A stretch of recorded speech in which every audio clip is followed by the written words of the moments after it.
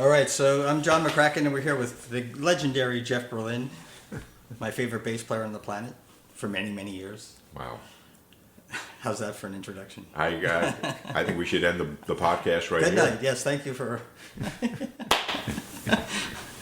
So sitting in for Sarah Childress. She's the lovely and talented, directed all the videos. Just want to give a shout out to her. She did an amazing job for the Jeff Berlin bass lessons. Jeff and I have been working for the last couple of years on this.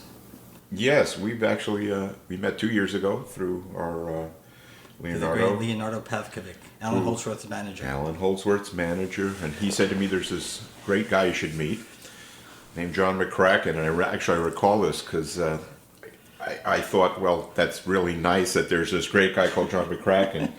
I said, but why do I need to meet him? Do you remember that? So, and you're still trying to figure out. I've been working on it since, but I said I'll call you up, and I did because Leonardo was very persuasive. I said I called you up, and I'm not saying it just for the broadcast. It was the best moment for me professionally, obviously friendship-wise. We've become excellent and dear close friends. That's kind of an organic reality, and we've been working together for 2 years. Part of why we're doing this today is I started out as a guitar player, morphed into being a producer, worked for EMI Music as an A&R guy for a number of years, and I have to say that, and I was also fortunate to work with Allan Holdsworth, and many years ago when I first heard Allan play, and then when I heard Jeff play with Bruford in the late 70s, I had this fantasy of working with both of these guys somehow. I don't know, there was like some kind of weird vision, and I actually wound up working with both of them. Yeah. Allan in a very different part of his career, but Jeff and I have become fast friends, and but I think that period in music was very seminal for a lot of musicians. And if you want to talk about that a little bit, Jeff, is how you went from Berkeley to coming into the Bruford thing. And I know you guys played with Tony Williams too, and with Allan. So I don't think people know really that whole history there. Oh yeah. And I think for a lot of our audience, those records are some of the greatest records ever made, I think. Fascinating that they stood the test of time. Yeah, I really. have to admit. I was a student at Berkeley. This is at a time, I guess, the school only taught music. Music was its center, and I was greatly improved as a bass player and as a musician. And then one year, it was 1975, somehow, I can't recall how, I might have to ask Ray about this, Carmine Appice, the drummer from the Vanilla Fudge, somehow heard about me. And I left school to meet him because he wanted to make a band. And this was my summer of love. I'll describe in a second. So I got with Carmine, and Ray Gomez was the guitar player, sure. And Stevie Hill, who lamentably he died recently. He's a keyboard player, very nice guy. We used to hang too when I came through on gigs and through Texas. And we this played. Was in Boston? This was in New York. Oh, so you came down to New York. Okay. Went back to New York, played with Carmine and Ray Gomez, and Ray said, well, he's a friend of Patrick Moraz's, who had just recently got the gig with Yes after Wakeman had left. And Moraz is about to do a solo record, and this was a period where, on a recommendation or the word of a trusted colleague or friend, a musician could get hired. I mean, right out of the blue. And Ray, having heard me as a very young and very new musician, still, it was very nice. I mean, he thought I had something, unique, and as I thought about him. And so he recommended me to Patrick. And I went to Geneva, and I recorded with him and Patrick. And but before we went, somehow Bill Bruford caught wind from Patrick that there's this great guitar player in New York named Ray Gomez. And Bill came to New York trying to look for him in order to possibly make a band with him. Ray said, would you like to play bass with us? I said, sure, I'd be thrilled. I loved Bill and love Bill. So I went and played. And I recall this very clearly, that we played, and Bill looked up suddenly, looked at me, and started grinning. I looked at him, and I started grinning. And of course, Ray played great, but something clicked in our particular, unique, otherworldly connection that happens with musicians. Yep. He went back to England, and I went on to do this record in Geneva. And we had a lot of musicians. I met John Anderson. We became pretty palsy-walsy. John Anderson from Yes.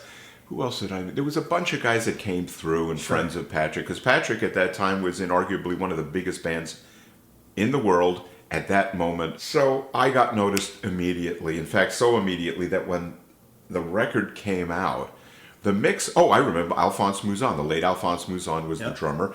Andy Newmark was also the drummer on the other side.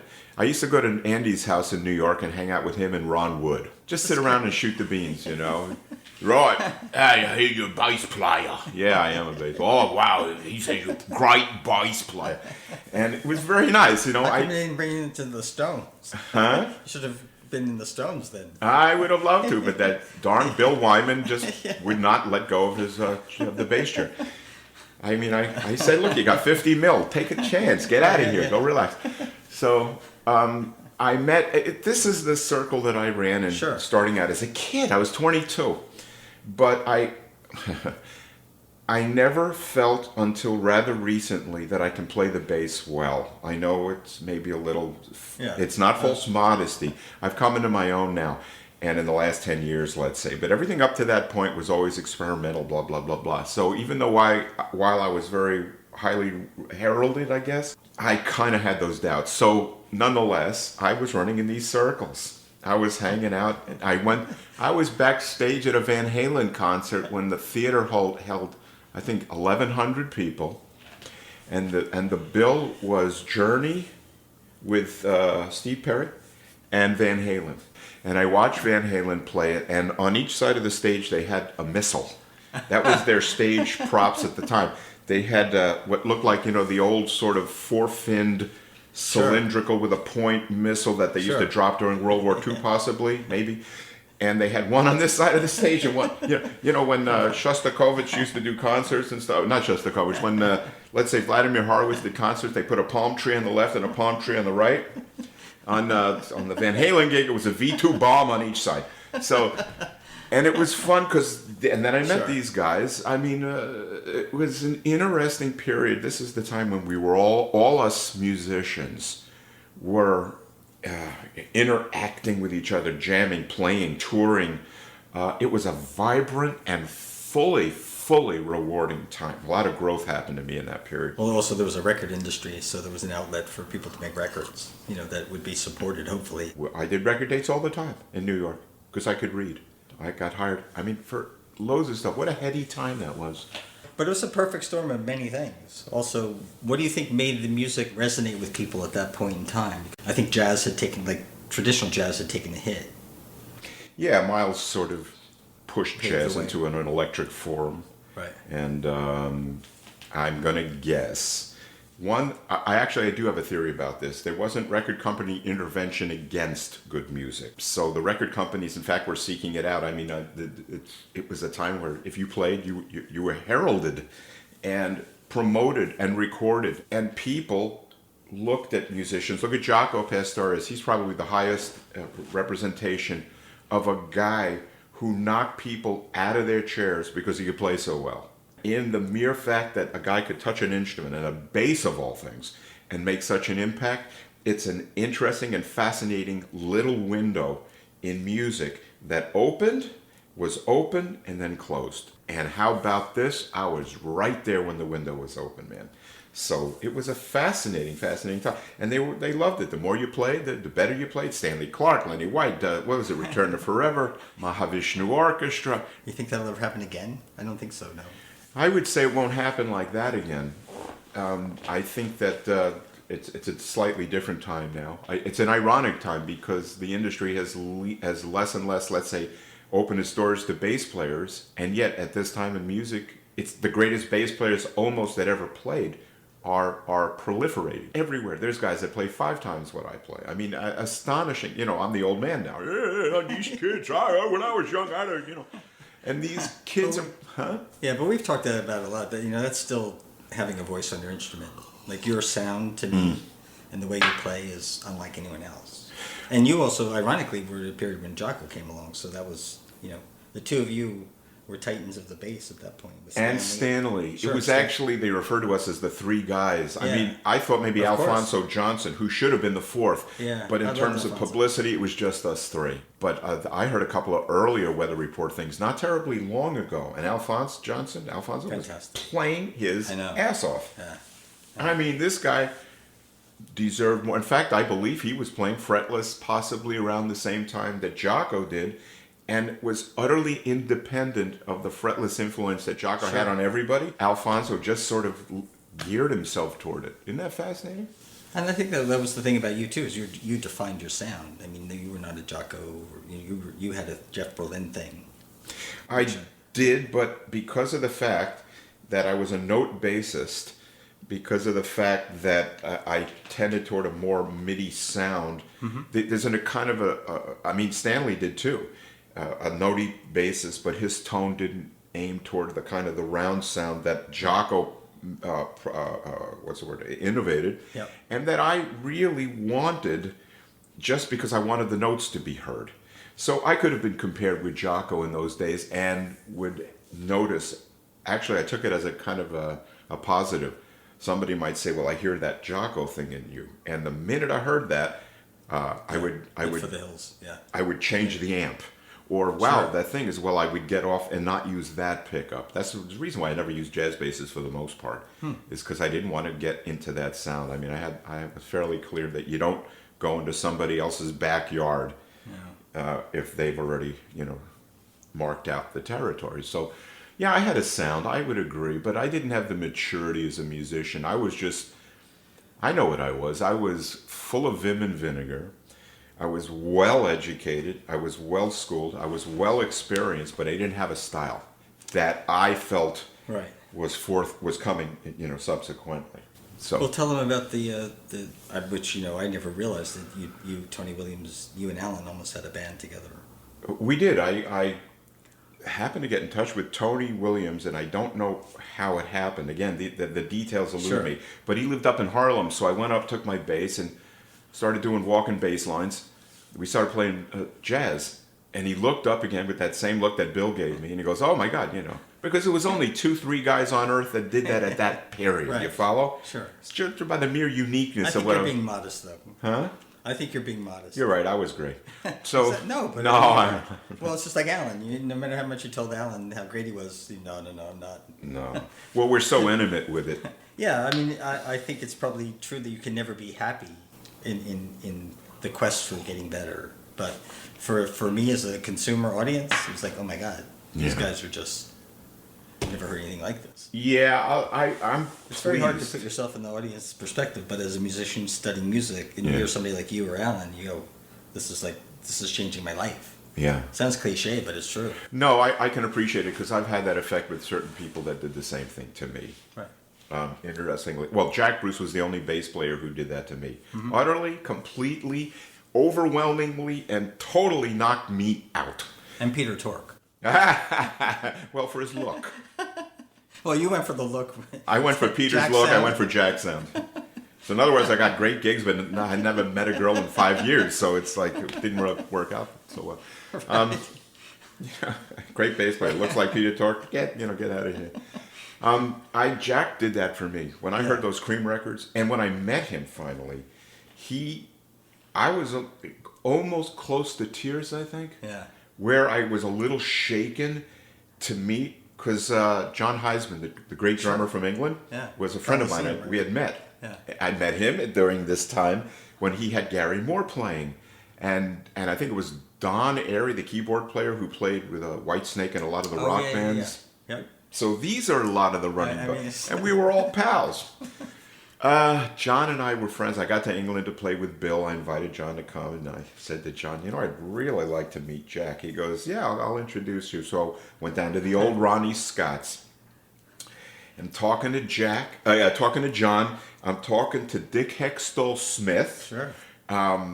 Ginger wasn't there, but I would have loved to have met him. I don't think I could have survived an evening of both meeting Ginger and Jack. That is, if you could separate the two from.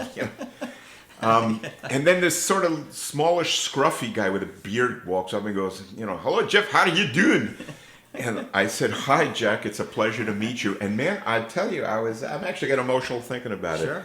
This is literally the guy that put me on the path that I was on. I shedded every note. I shedded every phrase.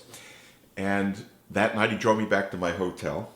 Maybe I shouldn't tell this story. It's I will. It's I like will. PG. Huh? Is it another PG story? No, it's a clean story. We were in the okay. car, and he had toasted himself in that evening, and was rather warmed over from it. Which is surprising for English musicians. Especially Scotsmen, Scottish, yeah. the teetotalers that they're reputed to be. So we're in the car, and he started to cut some jokes, and he wanted to get out of the car and fight a guy in a corner, just for no reason. And his wife was just getting furious at him because of his attitude. And his sister-in-law was in the car, and she clearly hated him. And he would say to her, "Yeah, come here," and she would smack him in real annoyance. And I'm busting a gut, laughing my ass off. Anyways, I go to the hotel. He comes upstairs, we're upstairs hanging in my room, and suddenly he starts to cry. Really? He's sobbing, and I had to hold him. I said, "Jack, what's going on?" And it was, I think, a story that people know about him. Robert Stigwood was their manager and withheld a great deal of money from the Cream members. Legendary, yeah. And he says, "I don't know what I'm going to do." He said he's crying and crying. And then he goes, "You're the most beautiful bass player I've ever had. I don't know what I'm going to do about my money." And I was a little bit taken aback. Sure. But it was kind of a moving point. I mean, my hero showed his humanity to me. Yeah, of course. And I walked him downstairs, and we were subsequently friends, and I met. But Jack was the only guy to the day that we would write emails to each other. I would say, "Look, Jack Bruce wrote me an email." I mean, he really got under my skin, this fellow. So we'll go back to the Tony Allen. So you're with Tony in his apartment in Harlem. Yeah, And uptown. Alan was hanging out with Tony then, right? It's the first time I met Alan. I saw this. I can see his face now. He was just sitting there. He never looked me in the eye. And it was Alan. And hi. And that was it.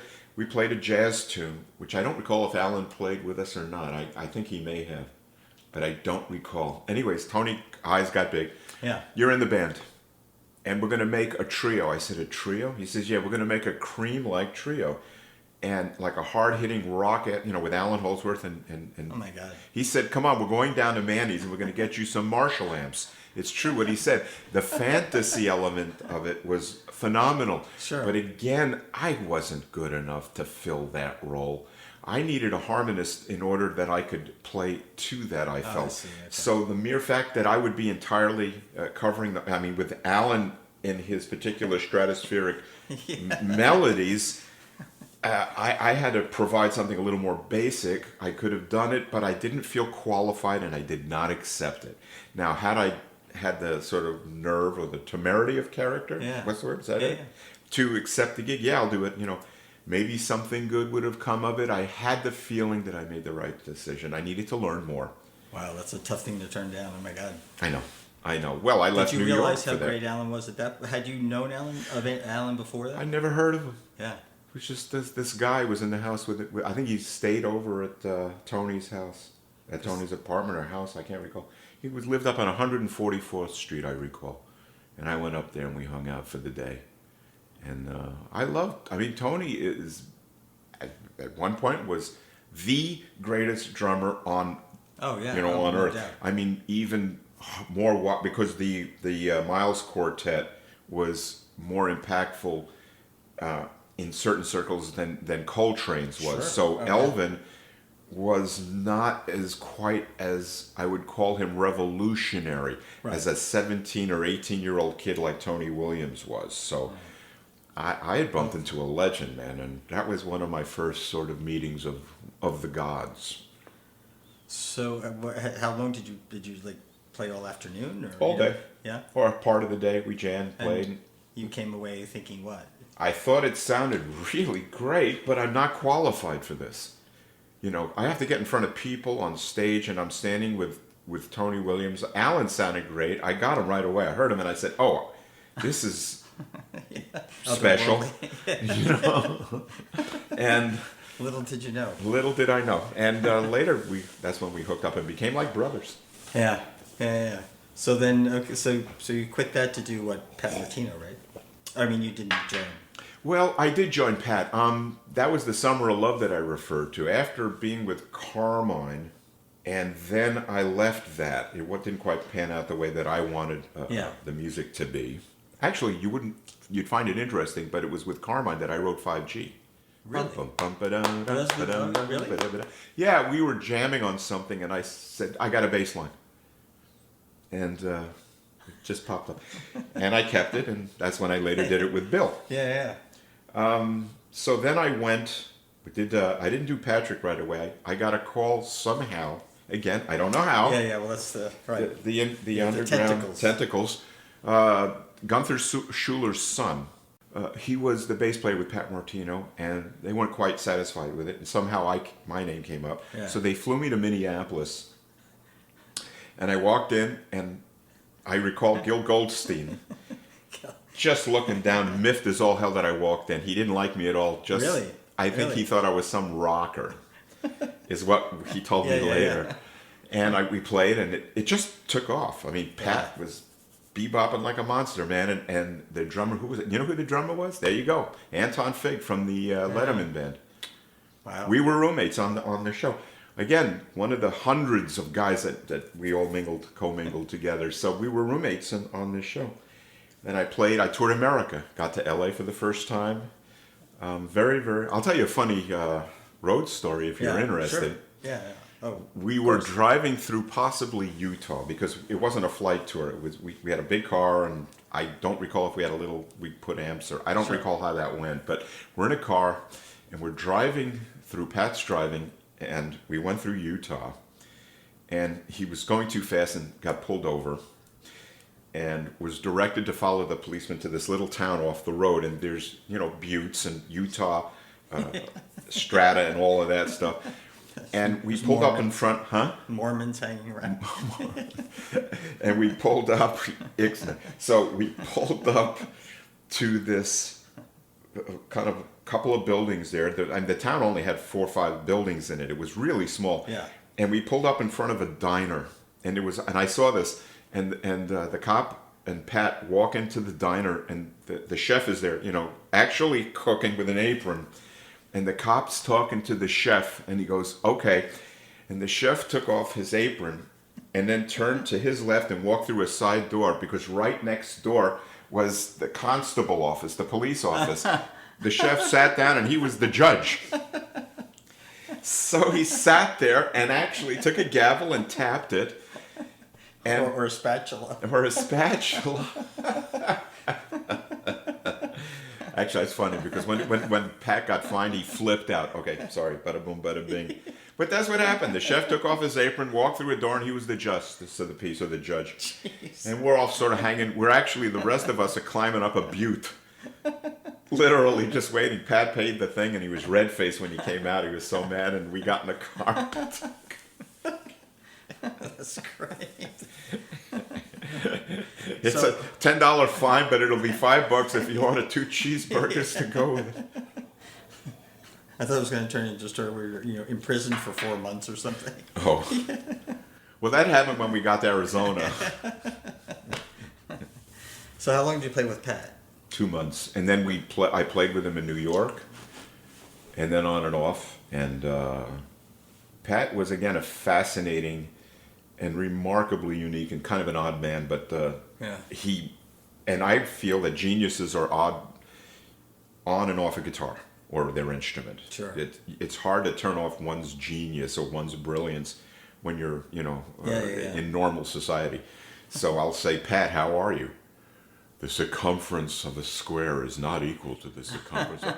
Glad to hear it, Pat. Glad to hear that. In the family, gravity is not tangible when we... Yes, Pat, I think you're absolutely right. Well, what was that line that Woody Allen said? Well, I'm due back on planet Earth. But He was great. He really was. He is a lovely guy. He's a legendary guy, and he had some health issues. Oh my God, he relearned the guitar twice, right? Didn't he have a stroke and then had to relearn, and then did it happen again? Yeah, that's peculiar because he was a thin man. He was actually painfully thin, so it's hard to imagine what caused that. It might have been genetic, but all right. So I played with him. So where am I now? Did Pat? So let's see. That summer was Patrick Moraz, Pat Martino. What did I just say? Carmine Appice. Then I moved to New York permanently, and I started that period right up to about the time that Bill Bruford called that I could go and play with him. So it's ironic that Ray introduced you to Bill and Ray didn't make it into the band, right? It is. Well, Bill has a philosophy of playing that is uniquely his. If I had any lesson I learned from Bill Bruford is to emphasize the unique. Mm-hmm. He called it the fifth band member, the ghost. The reason a group sounds as it sounds is sort of that unidentified thing that is intrinsic with a group. And so I got a call, you want to come? And I said, yeah.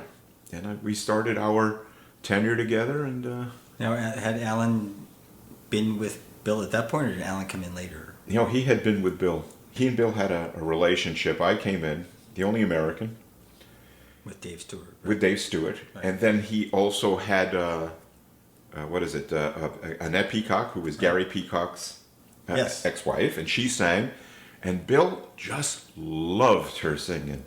I can't recall the lyrics, but she would sing to the store. Bill adored this. And then he had some melody or something that he wanted it was on Feels Good to Me, and I said, why don't you try a flugelhorn player? And he got Kenny Wheeler. So it was a very fascinating first, foray into a... So just for the audience, when you came to Bruford, was everything written out? Pretty much? Was some of it kind of improvised? Because it seems highly composed a lot of the times. It was highly composed. I had parts, and then I would be allowed to alter them or suggest, or why don't we add this, or why don't we do this? And I contributed later one or two tunes. But really, it was mostly written. And credit to Dave Stewart as the unsung genius of the Bruford band. If Bill is obviously the visionary and the point man for this group, Dave Stewart carried, I would say, almost the entire box of chocolates. He carried the whole flavor of this group. He did. His harmony, his vision, his sensibilities. And then when Alan was there, it was fun for me. I mean, Alan and I just instantly went like this. And for people who couldn't see it, I interlaced one hand with the other. And as people, we just sort of, you meet people and you fall in love with them. That was Alan and I. He was very, very loving with me, and I felt brotherly with him, and we hung. But I wouldn't drink.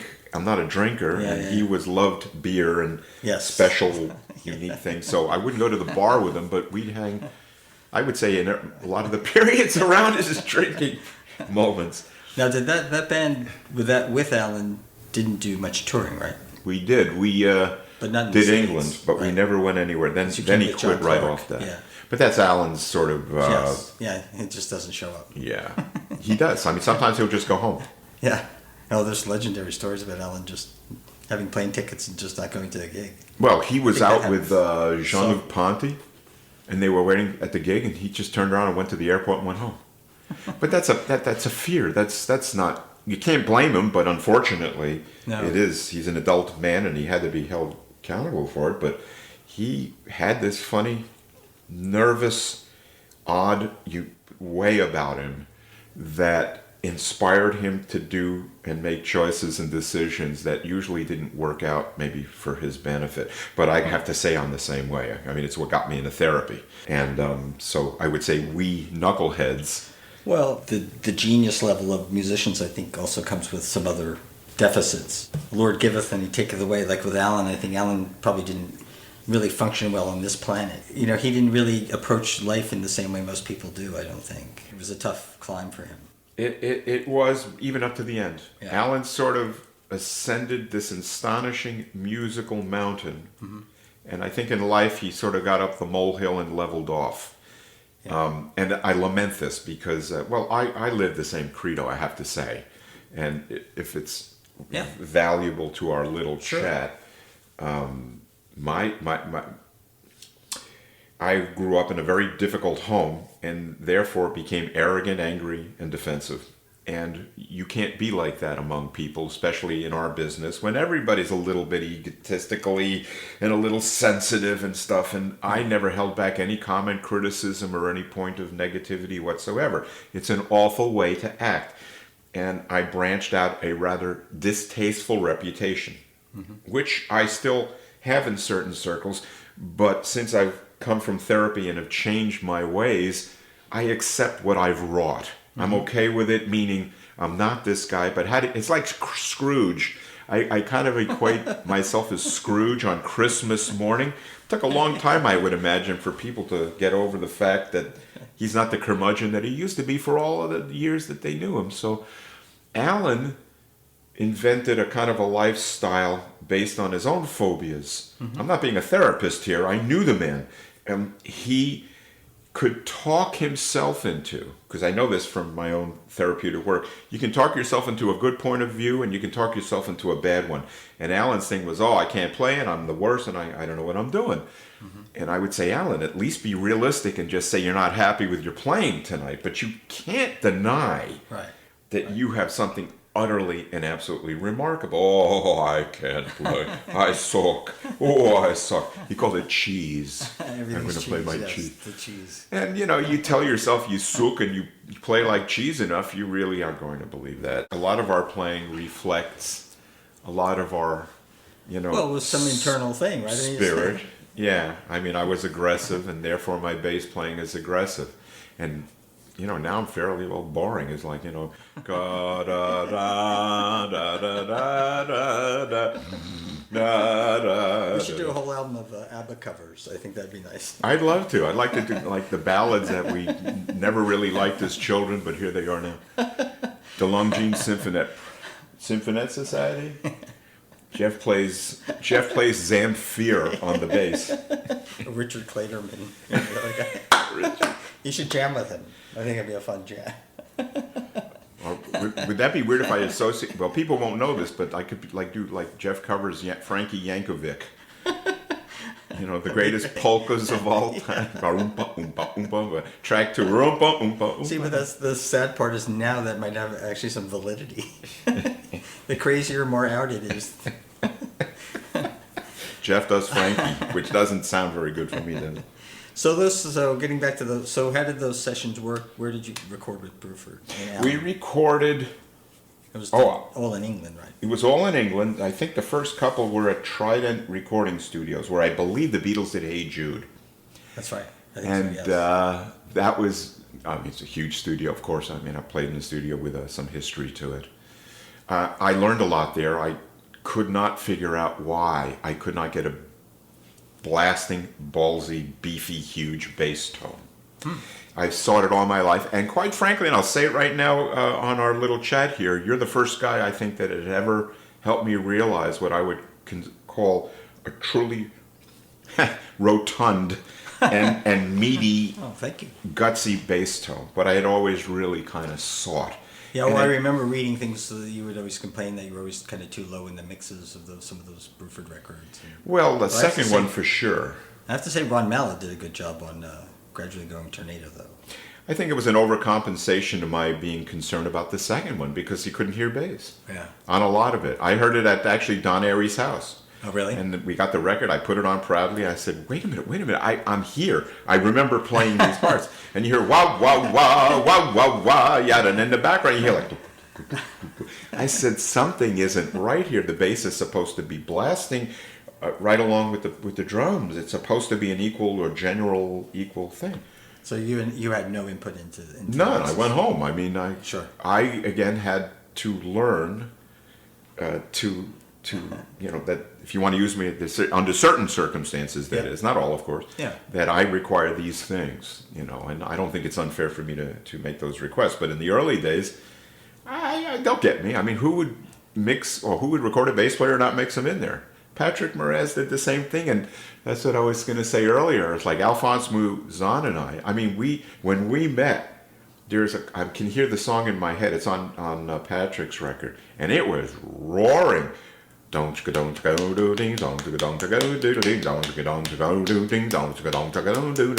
we played it as a trio. Yeah.